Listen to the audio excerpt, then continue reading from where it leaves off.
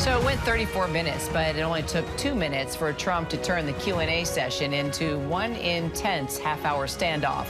The National Association of Black Journalists panel became a typical Trump monologue as he questioned Vice President Kamala Harris's black identity and vowed to pardon violent January 6th rioters.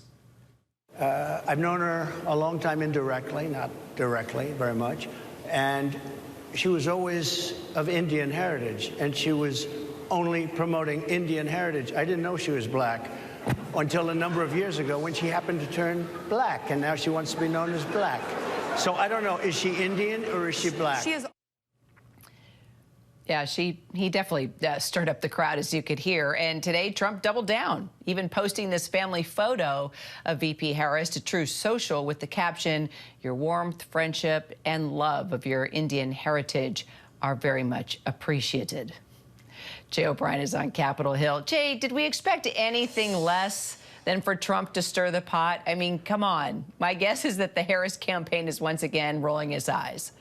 Well, and think of it this way, Kira. This is a rarity in this campaign cycle so far. Donald Trump facing tough questioning from our Rachel Scott in front of a live setting. That has not really happened in this campaign. And if it's happened, it's been rare. The interviews he's given have largely been to friendly media outlets. And it was under that tough questioning that Donald Trump made those comments, saying that the vice president, quote unquote, turned black, which is obviously false, and things of that nature. To your question of how the Harris campaign is reacting, they are seizing on these comments. They have posted this video as a kind of campaign ad on social media. The vice president, as you have heard, has weighed in on this as late as last night and into today as Trump has doubled down on it. Last night, she said these showed, quote, divisiveness and disrespect.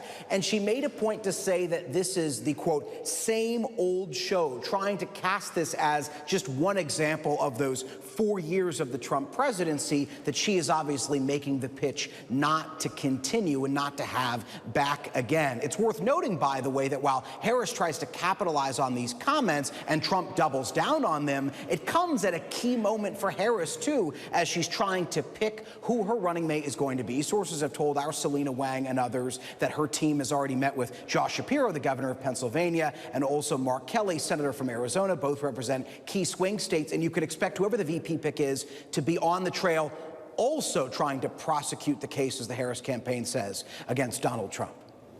So are Republicans bothered by what took place on this panel? Well, in fact, what we've seen here on Capitol Hill is while some Trump allies have defended him, they've called that interview climate a quote-unquote unfriendly environment, despite the fact that the questions were fair that our Rachel Scott gave.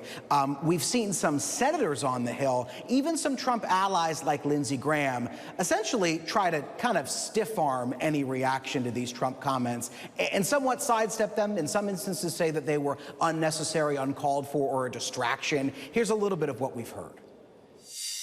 No, I don't think so. I've known the vice president for a while. She's always embraced her heritage proudly, as she should.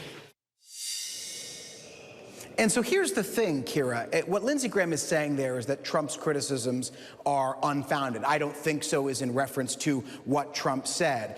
It also kind of goes against Trump's rhetoric here, the advice that House Republicans have given their own members. They haven't given this advice necessarily to Trump, but they've told Republicans in the House in competitive districts, don't focus on personality attacks, focus on policy. And that's what Graham was essentially saying Republicans should do as well.